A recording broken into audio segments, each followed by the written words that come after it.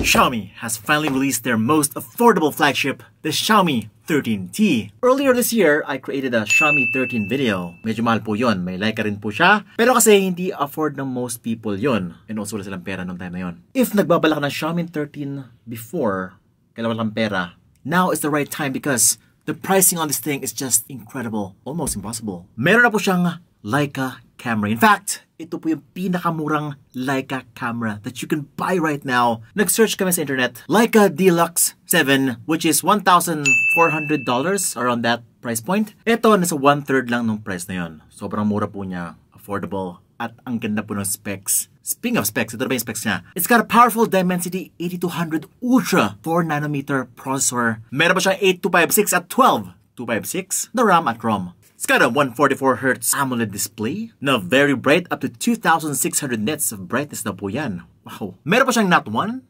not 2, but 3 Leica cameras at the back. And you even get a very long battery life here, 5,000 mAh and even 67 watts of fast charging. Basta Xiaomi talaga, specs beast. Pero yun, without further ado, let us review the Xiaomi 13T co-engineered with Leica. It's Vince and you're watching Unbox Ladies. Ooh.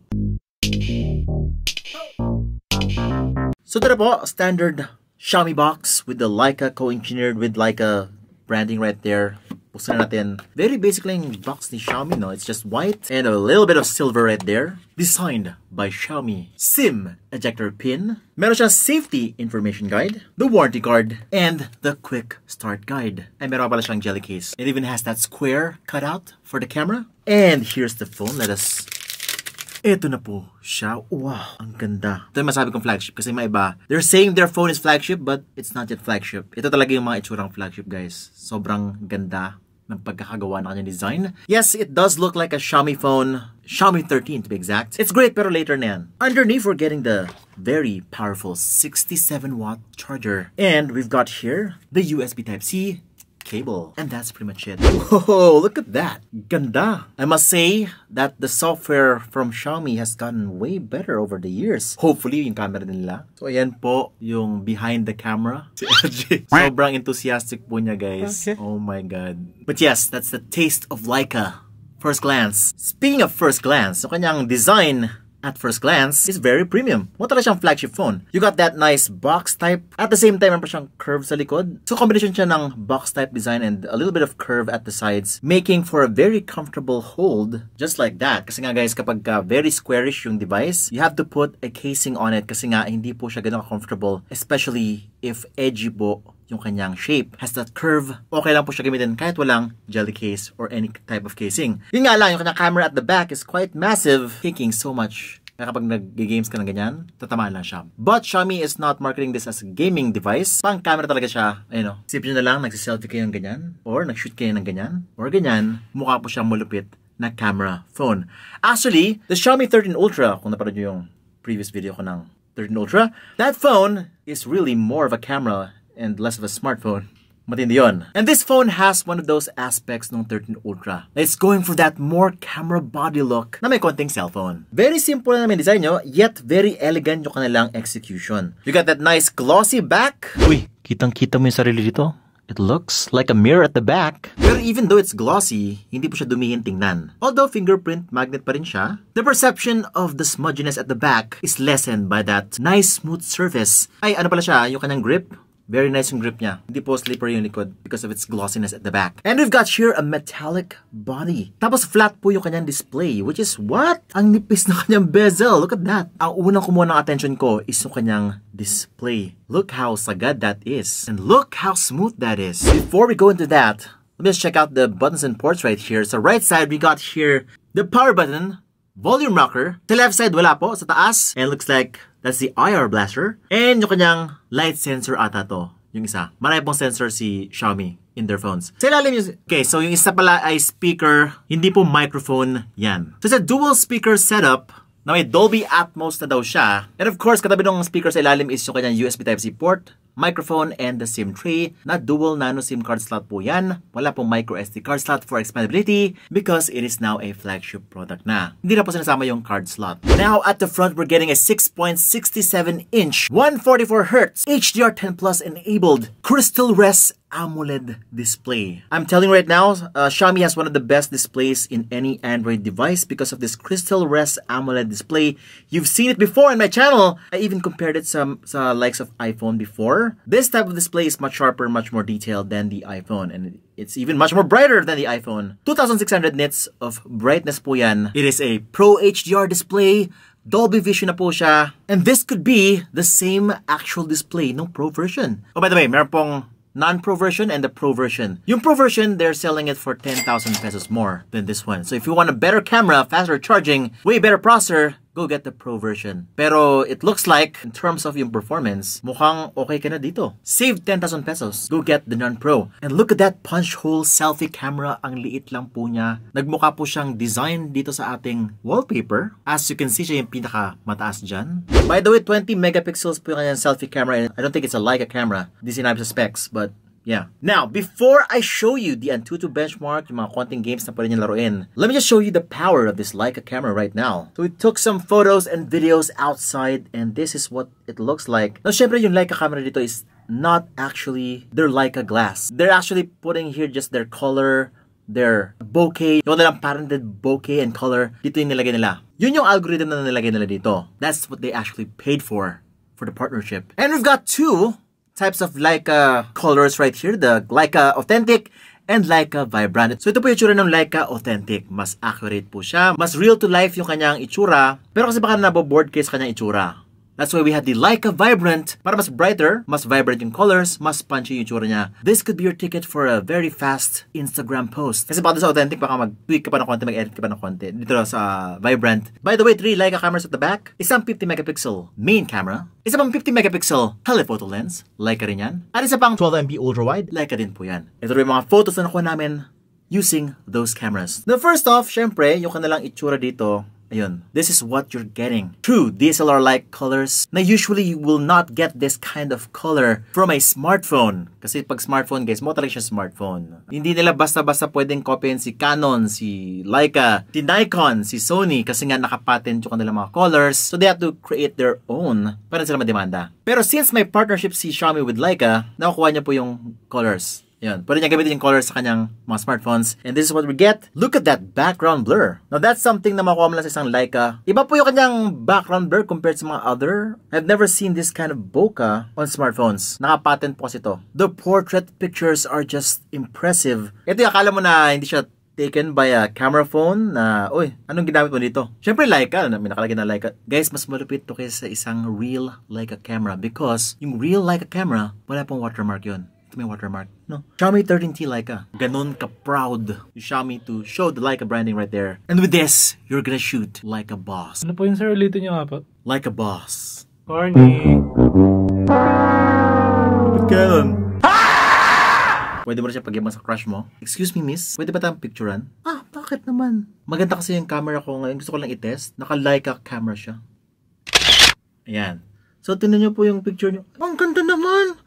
Ang ganda ko dyan. Ano ba? Anong camera yan? Ah, ang tawag dito Leica. Kasi I like you. Corny. I'm pretty sure wala pa rin ako ang ibang new details about the camera. And we're going back dito sa camera niya. Siyempre, it does have that background blurs din dito sa portrait. May night mode din siya. And by the way, bago na pa yung kanyang camera app. Is this new? Meron po siya ditong camera button sa right side. Ano to? Ah, guys, meron po siyang video night mode. And it can shoot up to 4K, 30 frames per second with HDR on. And look at this settings right here. Ayan po, ang daming settings na bago na. First time ko lang nakita to ah. It looks so pro. Kasi kulang-kulang yun sa default app ni Xiaomi. But this one is a much more improved app. Hindi ko na kailangan mag-download ng iba pa. By the way, this is the sample of the video, 4K, 30 frames per second with HDR on, dito sa ating studio.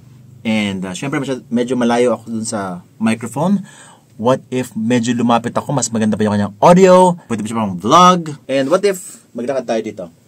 Okay, so I'm just moving right here. Syempre pag nagbabago yung itsura ng lugar and even the lighting, kamusta naman yung kanyang pag-adjust? And that, my friends, is the video at the back. Ito naman yung 20 megapixels at the back. Yes, medyo po masyado malapit sa mukha ko. Maybe because meron siyang built-in stabilization, no? Na hindi namin tinurn on right now. It could be built-in na.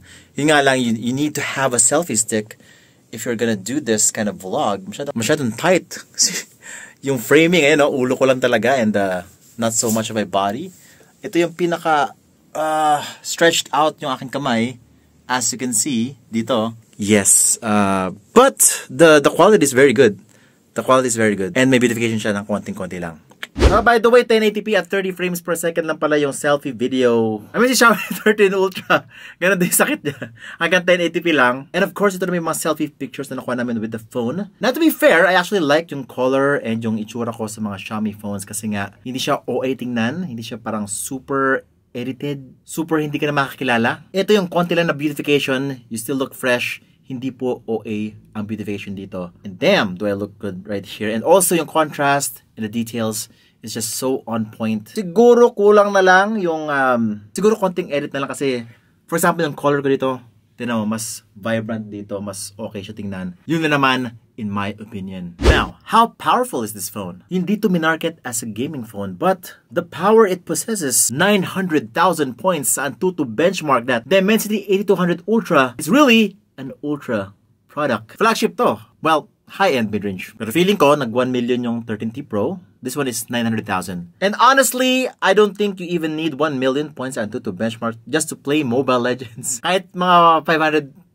lang guys. Ultra graphics, kayang-kaya na po yan. This is overkill na for things like Mobile Legends. Also, very optimized talaga ito si Xiaomi sa mga Mobile Legends. Kompleto po yung kanyang settings dito. Right out of the box, ultra agad ang makuha mo dito sa Mobile Legends. Mukhang magkapit-bahay lang si Xiaomi at si Moonton. And of course, ito ba yung itsura? Very smooth. The graphics just crisp. Crystal Rest AMOLED display. That is a special display. I mean, even watching YouTube here is just napakaganda. Look at this HDR image in YouTube. 4K 60 po to I'm always impressed by this kind of display from Xiaomi. Nakikita ko to even in their entry-level lineup. Meron actually dito si Poco.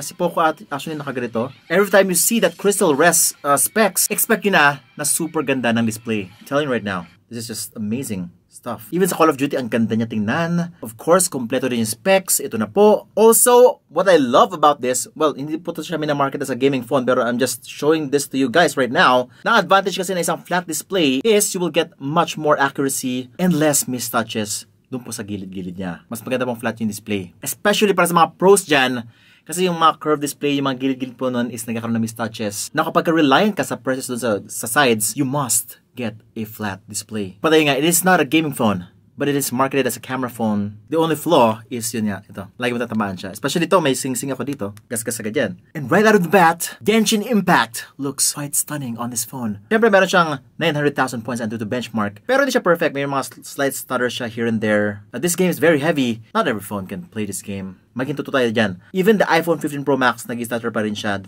on this game. Pero kasi, look at the graphics, diba? Ang ganda. It looks beautiful on this Crystal Rest display. Yun nga lang, syempre, if you really want to play this game ng tuloy-tuloy, ng pangmatagalan, I suggest you go get a console or sa PC na lang kayo maglaro or laptop. Iinit po siya. This is also kasi your controller. This is gonna be uncomfortable after some time. Pero yun, gusto ko na para sa inyo yung Genshin Impact. So here's the price. 26,999 pesos lang po siya for the 12256, which is one variant na siya. If you wanna go pro, meron pa siyang pro version, better camera, faster charging speeds, and a better, faster processor. The price is 37,999. 12,512 po yan. Meron pa siyang 16, 1TB. Uy, uso na pala yung terabyte ngayon 39,999 naman yan. So, plus 2K lang. Double the storage and more RAM. Ako sa inyo, 39,999. Kunin nyo yung pinakamahal. Kasi sayang yung base variant. 2K lang kasi yung difference eh. Just go with that. Pero if you don't have that budget, just go with the non-pro version. I think you'll be happy with this phone. Maganda na po yung kanya camera. And the difference between this and the pro version might be small. Nakita niyo aking 13 Ultra review? Parang nyo na lang yun. To know more about Xiaomi's flagships. And yes, to know more about Xiaomi phones, reviews, unboxing, and even comparisons about Xiaomi, mag-subscribe lang kayo, hit the bell icon so that you don't miss any of my great content of Sabins, and you're watching Unbox Diaries. Woohoo!